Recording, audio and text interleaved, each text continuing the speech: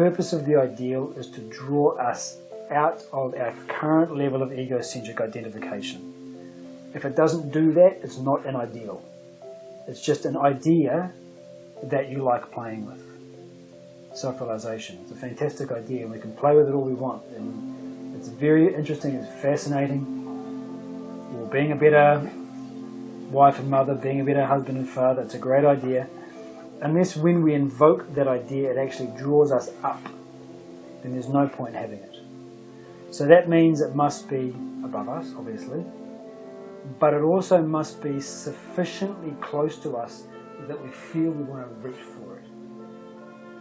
You know, if the mango is maybe 1.5 feet above us, we'll try to jump and grab it.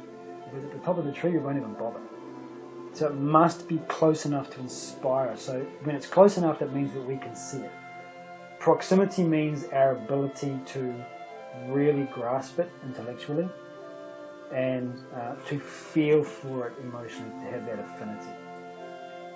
One useful way of doing this is to look back at your own life. I mean, you recognize that I'm more mature now than I was 10 years ago, 20 years ago.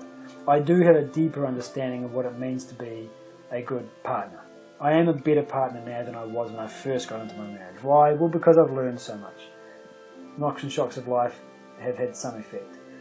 So when you look at that, you can look back and recognize the state I'm in now is better than I used to be. Good. Now project, say, 1 year ahead, 2 years ahead, 5 years ahead. Not in terms of time, but in terms of maturity. What would I look like if I was a little bit more mature? What does that person look like who's a little bit better than what I am now? Say 2 years from now with appropriate practice. What does that look like? And you can visualize it, and it becomes something that is more clear. So that becomes the ideal. So the ideal is that mental place that we take ourselves to. It's the means and it's the end.